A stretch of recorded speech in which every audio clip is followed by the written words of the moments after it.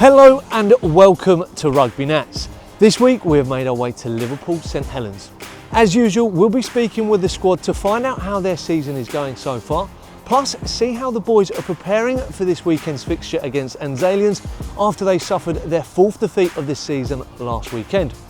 Before we go any further, here are your key facts on the club.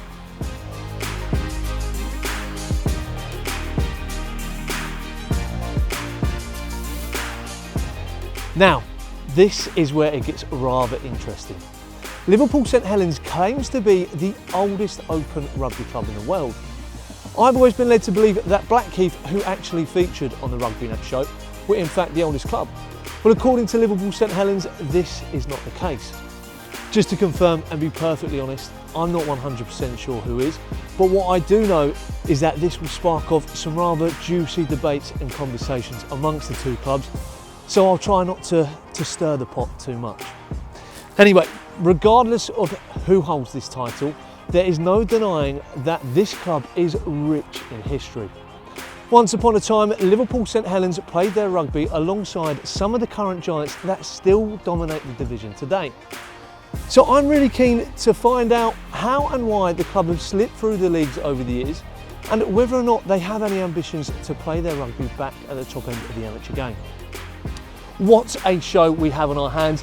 Let's head in and get started. What does a week look like with Liverpool St Helens? The club's been a big part of my life. One club man, like a lot of people from that era really, and I think that's a changing face the game now, sadly. Yeah. And I felt as though I had to put a bit back into the club. I had to stop playing in my mid to late 30s with a dodgy knee, which was done a long time ago, but carried on playing, but eventually had to give it up. And I started helping out really, doing things like registrations, bit of admin, but I step in on the bar when they need to.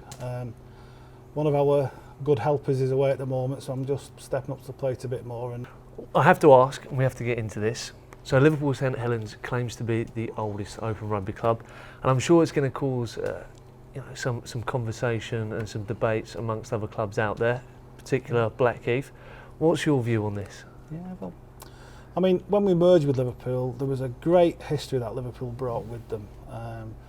The number of internationals that they had, the fixtures that they had, and it gave us instant top level rugby, you know, and for the first few years we were a yo-yo club, but the history that they brought with them, my understanding, like you say, it's open to a bit of debate, is that Liverpool was the very first open rugby club that was formed. Briefly tell us about the season, the highs, the lows, and ultimately why you're having a good season.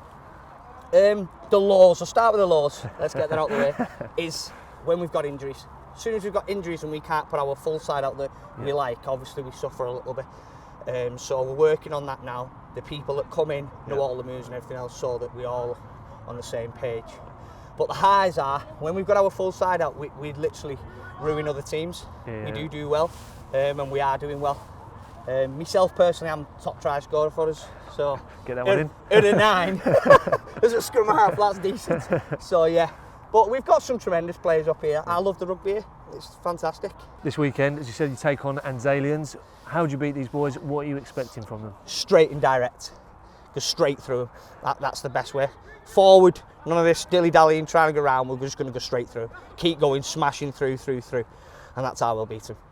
Darren, thank you very much. Thank you very much. Appreciate it.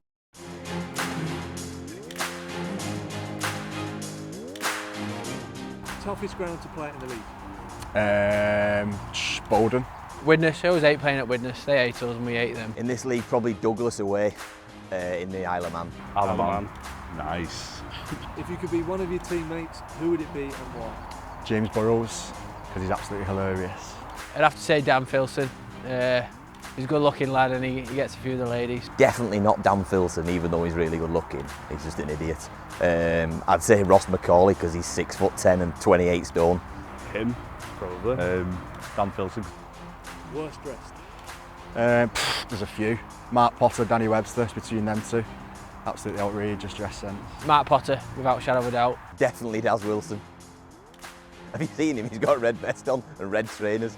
Mark Potter, he dresses like a college student when he's 14, whatever. Worst haircut? Webb again, dreadful. Do you know what? It's between Webb and Potter again. They have this thing where like they get it cut right up to the back of their head. Jake Hodson, the winger again. Probably Daz Wilson again. Potter. Bad. Yeah, bad. Yeah, Potter receding. Yeah.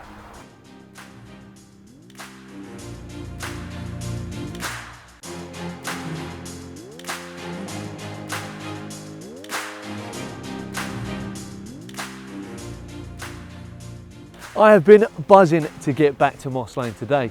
In the build up to this episode, I was well aware of the history that this club boasts, but I had no idea of some of the personalities that are still involved with the club today. Rugby legend and current president here, Ray French, was sweeping the change rooms and lighting a fire on Thursday night when we arrived. And then Challenge Cup winner and Heineken Cup winner Andy Northey comes strolling in ready to take training. This is why rugby is the greatest sport in the world. Something that I didn't take into account and that Andy Northey actually brought to my attention were the challenges that this club face when it comes to recruiting players. Liverpool St Helens sits in a real hotbed of rugby league clubs, and the majority of the schools play rugby league in this part of the world. So trying to attract players to switch codes has proven to be a challenge in the past. But regardless of this club have managed to create a real warm and welcome environment. Plus, they play a pretty good standard of rugby, and they're not doing too badly either this season. They currently sit in second place in this South Lancashire and Cheshire 1 division and have hopes of being promoted come May. Darren Wilson, the Liverpool St Helens skipper, said they plan on picking up a W this afternoon by running hard and straight through today's opponents. Let's find out if the home side can run today's opponents off the field and get back to winning ways.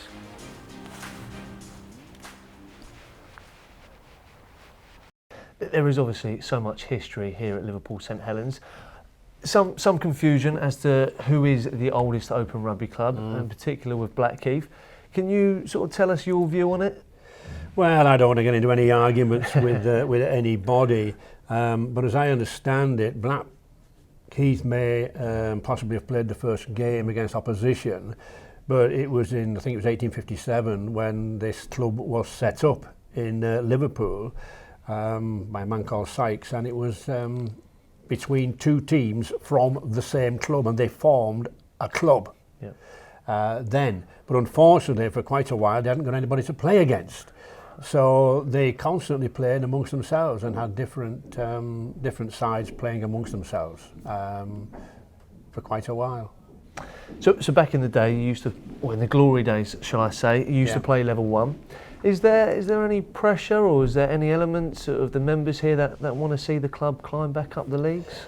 No, I think there's a realism about the club. I mean, all well and good. When it was St Helens Rugby Union Club, they were a very, very fine club. But every year you would lose 1, 2, 3 players to rugby league, quite naturally, because that's how it is here. You know, we like both codes. I love both codes. I prefer league, and I will confess that to anybody. But I have lovely time and wonderful time down here. We briefly touched on it the other night, and that's the difficulties and the challenges of attracting players to this club. We've had so many rugby league clubs about. Yeah, tell us, or expand on some of the challenges that you face here.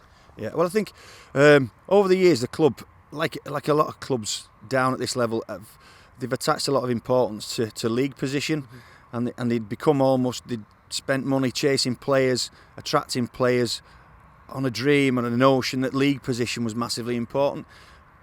Now that that's changed, really, we're in a situation where we're not paying players at all, and we're just trying to be a rugby club that's got enough rugby players in it, and we can turn 3 teams out.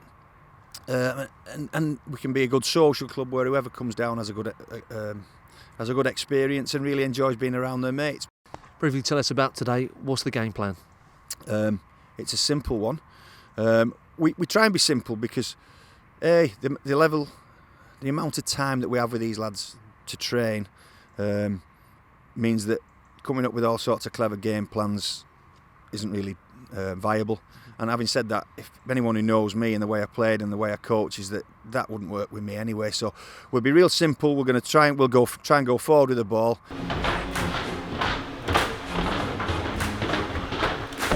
6 on 3. 1, 2, 3. Shots! Get out, mate. Come on.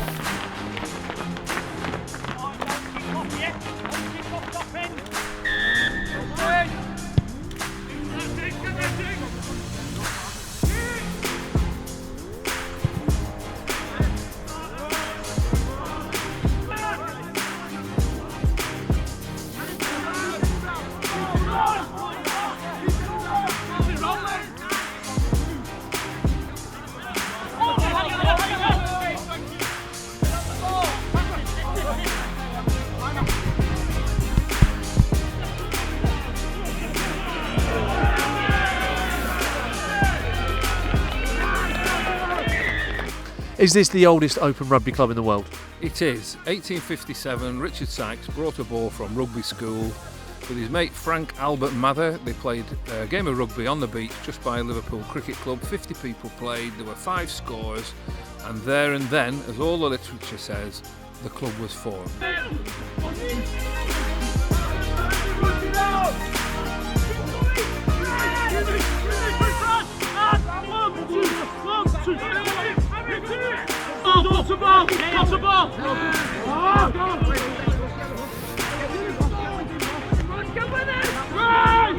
What does this club mean to you?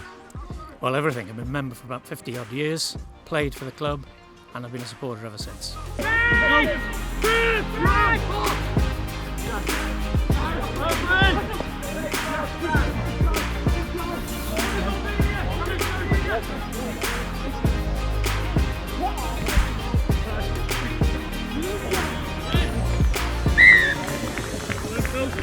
What does grassroots rugby mean to you? It basically means it's available for everybody, one and all. Everyone from the age of 11 probably start playing rugby here, and then they can play from any team on its social side. I've done and play at a more competitive level. It's a really good place to come and have fun.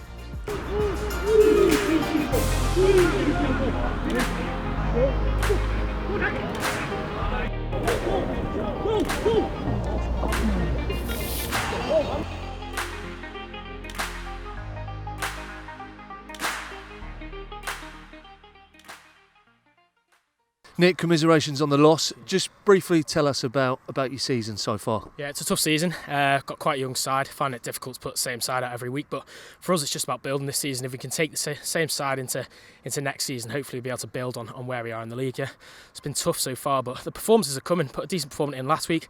Performance this week was decent again, so hopefully start to climb the league. In your opinion, why did you end up on the wrong side of the result today? These are a good side. Played them at our place. They're a good side. Probably beat us in the tight.